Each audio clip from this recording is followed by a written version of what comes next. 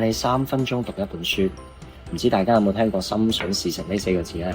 呢4個字呢，我哋成日都會講嘅，但係大家又知道係咩意思呢？就係心有所想，事有所成咁嘅意思嘅。咁今日呢，我就想同大家介紹一本書，叫做《信念的力量》，作者係 Cloud Bristol。咁佢本身係喺一戰嘅期間啦，喺美國軍中咧就做記者嘅。咁退役之後咧，都繼續做記者喎，接觸咗唔同嘅宗教啦。咁當中有啲佢係覺得好無稽、好荒謬，但係亦都有啲咧係令佢覺得好讚嘆、好驚奇嘅。咁但係佢哋發現咧，呢啲宗教學說或者教義都有個共通點，就係信念。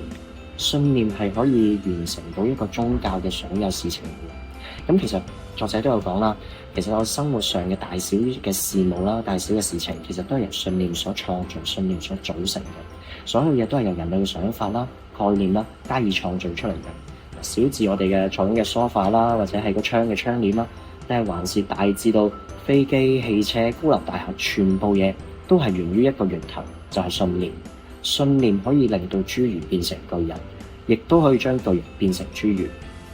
咁每一個人其實都係一個信念嘅產物啦。無論你行路嘅方式、行為舉止、衣着談吐，全部都係反映緊你嘅信念。你嘅人生往往就係根據你嘅信念去變成你之後你想活成嘅樣子嘅。咁啊，講咗好多理論上呢本書嘅嘢啦。咁啊，實際操作上我哋點樣可以加強自己嘅信念呢？咁作者其實都有提供咗2個方法嘅。咁第一個咧就叫做暗示法。暗示法其實好簡單，只有一個重點，重複就產生信念。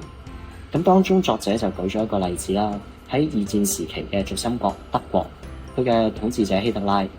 咁當時希特拉咧就係利用咗唔同嘅宣傳啦、唔同嘅演講啦，甚至乎係唔同嘅海報印咗自己嘅樣啦，亦都有唔同手勢啦，去到做一種外援暗示，令到所有嘅德國人民，無論喺生活上一擘大眼行出條街就知道希特拉啊，係我哋要跟從呢個領袖嘅指示。咁所以就令到佢哋有一種好內在嘅信念已經係根深化咗。而作者就講到啦，信念一旦根深化咗，信念嘅力量就會立即開始顯現。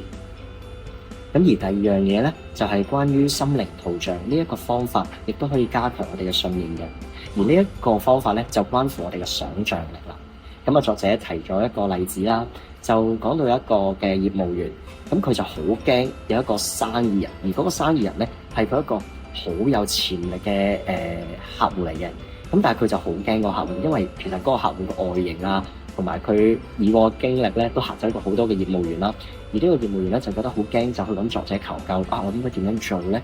咁作者就俾咗一個想像力嘅訓練佢。佢就話係啊，呢個嘅客戶雖然個樣好似好高大威猛，亦都毛神神咁，就用佢毛神神嘅特點，去到幻想成為佢一個街頭賣藝嘅一個毛公仔啊、銅公仔，好唔好啊？然之後個業務員就根據佢指示啦，去到接觸嘅客戶嘅時候，將佢想像成一個毛公仔，咁去交談，然之後亦都順利咁樣完成咗呢一單嘅生意。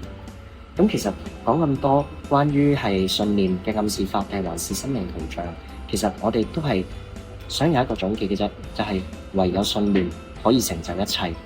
我哋就即管開發我哋內在嘅力量，將我哋嘅潛能轉化成力量。都係嗰句，心有所想，事有所成。祝願聽咗呢本書嘅人都可以成為你哋真心想成為嘅人。